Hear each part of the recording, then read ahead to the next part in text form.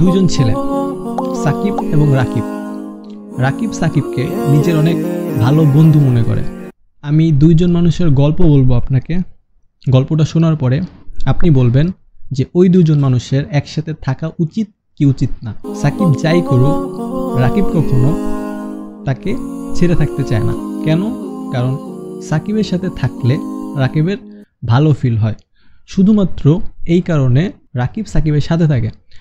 কিন্তু তারা দুজন যখন স্কুলে পড়তো তখন একবার সাকিব ইচ্ছা করেই রাকিবের চোখে আঘাত করে। এজন্য তাকে ডাক্তার দেখাতে হয় এবং এখন সে চোখ অনেক কম দেখে। আবার স্কুল লাইফে সাকিব কখনোই রাকিবকে পড়াশোনা করতে দিত না। তাকে খেলতে নিয়ে যেত অথবা তাকে অন্য কাজে ব্যস্ত রাখতো, কিন্তু কখনোই তাকে পড়াশোনা করতে দিত না। যার জন্য রাকিব ঠিকভাবে পড়াশোনা করেনি তার স্কুল লাইফে এবং এজন্য সে কোনো ভালো জব পাচ্ছে না এবং তার ক্যারিয়ারটা নষ্ট হয়ে গেছে। আবার সাকিব রাকিবকে দিনের প্রায় সময়ই একটা রুমের মধ্যে বন্দি করে রাখে। সে ওই রুমের মধ্যেই একটা দেয়ালের দিকে শুধু তাকিয়ে থাকে, আর কিছু করতে পারে না। দিনের প্রায় 8 থেকে 10 ঘন্টা তাকে এইভাবে থাকতে হয়। আবার সাকিব সব সময় রাকিবকে তার জীবনের কমতিগুলো দেখায় যে তোমার এই জিনিসটা কম, তোমার থেকে ওই জনের ওই জিনিসটা বেশি, এবং এই জন্য রাকিবের কাছে অনেক খারাপ ফিল হয়, নিজেকে গিল্টি মনে হয়, সে ডিপ্রেশনে থাকে। তো একজন মানুষের লাইফের যে সবচেয়ে ইম্পর্টেন্ট 3টা পার্ট, তার হেলথ, তার ক্যারিয়ার এবং তার রিলেশনশিপ, রাকিবের লাইফের এই 3টা জায়গাতেই সাকিব একদম ডিরেক্টলি ক্ষতি করেছে।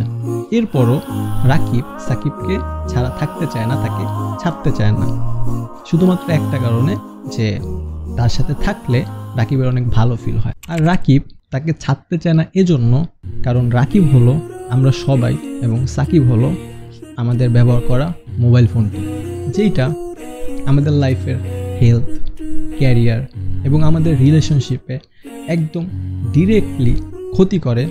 এরপরও আমরা মোবাইল ছাড়া থাকতে পারি না, কারণ এইটার উপরে আমরা অভ্যস্ত হয়ে গেছি, অ্যাডিক্টেড হয়ে গেছি। বর্তমানে মোবাইল অ্যাডিকশনকে ধরা হয় একটা গ্লোবাল অ্যাডিকশন।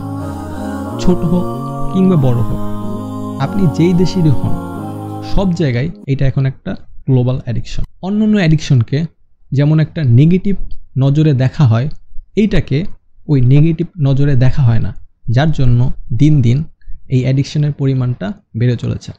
আপনি যদি একটা বাচ্চার হাতে একটা সিগারেট দেখেন, যে নিজে স্মোক করে সেও কিন্তু এই জিনিসটা ভালোভাবে নিবে না, কিন্তু আপনি আপনার আশেপাশে প্রায় সব জায়গায় দেখবেন যে বাচ্চাদের হাতে মোবাইল ফোন থাকে এবং আমাদের সবার মধ্যে এইটা নিয়ে অ্যাওয়ারনেস খুবই কম।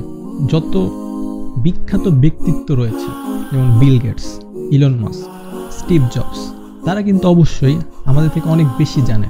তারা বোকা না, তারা মোবাইলের ক্ষতিকর দিকটি বুঝতে পেরেছে বলেই তারা তাদের বাচ্চাদেরকে এই মোবাইল থেকে দূরে রাখে। যেই জিনিসটা আমাদের জন্য ক্ষতি, আপনি যতক্ষণ পর্যন্ত এটা অ্যাকসেপ্ট না করবেন যে এইটা আপনার জন্য ক্ষতি, আপনি কখনোই ওটা থেকে বেরিয়ে আসতে পারবেন না। যার জন্য একটু অ্যাওয়ারনেস বাড়ানোর জন্য এই ভিডিওটা করা, আমরা যেন ফার্স্ট স্টেপটা নেই এবং এটা স্বীকার করি যে মোবাইল একটা অ্যাডিকশন